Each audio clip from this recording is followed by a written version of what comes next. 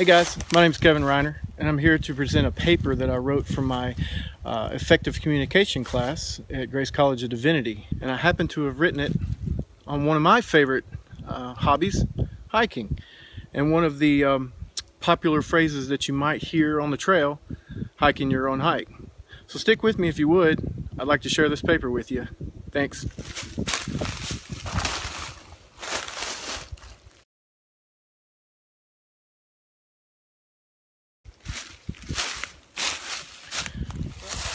Among the hiking community, a popular phrase permeates the trail: hike your own hike.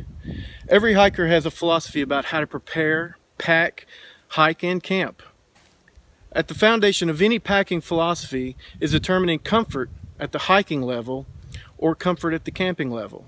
The phrase hike your own hike has become prevalent on the trail due to the arrogance of some and the lawlessness of others. Hike your own hike is an aphorism.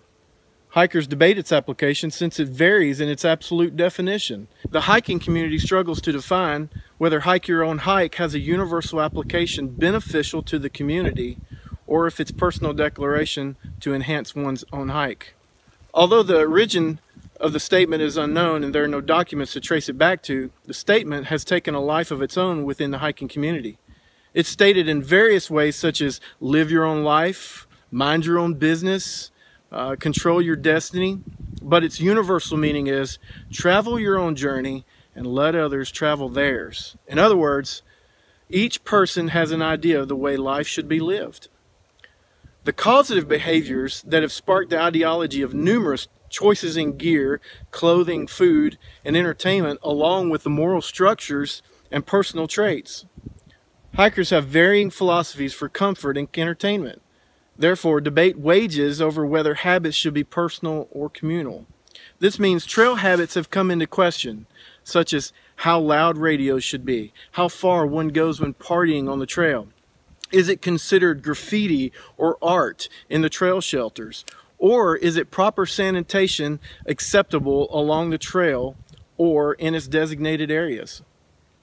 Renee Shira Patrick is an avid hiker who has completed the Triple Crown, the ACT, the PCT, and the CDT.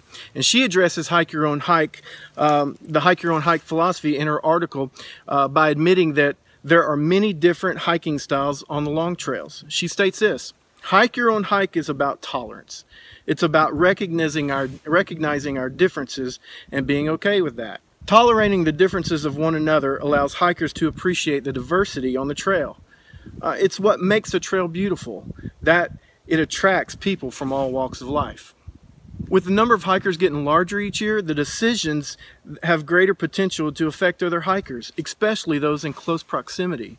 The ATC, or the Appalachian Trail Conservancy, reports the number of hikers that have grown exponentially over the years.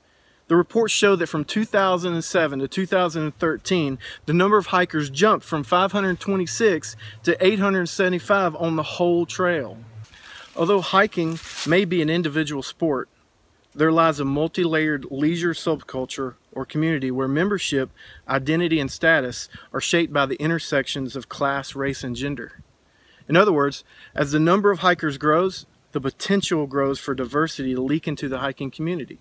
The trail is no longer attracting only the outdoorsy nature types, but also people that are coming to the trail for solitude, for sport, and for achievement. The answer to finding middle ground with the hike your own hike premise is one of morality. Kenny Howell says in his article, when hike your own hike does not apply, hike your own hike also contains a moral framework to keep the more self-centered core principle in place. This framework represents a basic standard for hiker etiquette. In layman's terms, it means that every hiker is entitled to hike their own hike, and up to the point that it begins to negatively impact the experience of another hiker. People choose to take the trail for different reasons that can be pseudo-selfish. Therapy, health, entertainment, or sport. Howell explains that hiking can be a great experience until one's experience becomes disruptive to another person. There are two potential reasons why hike your own hike is misleading.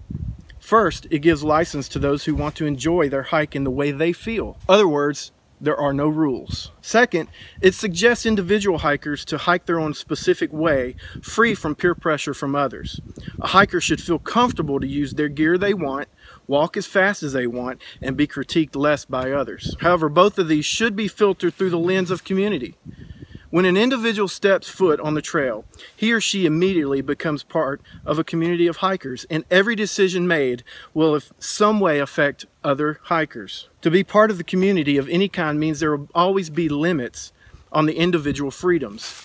You're free to do as you like until your freedom begins to affect the freedom of others. We all have to live together in perpetual compromise. Gutman and Thomas write in their article, Value and Compromise for the Common Good, to begin to make compromise more feasible and the common good more attainable, we need to appreciate the distinctive value of compromise. In other words, sacrifices will have to be made for each individual for the common good of the community.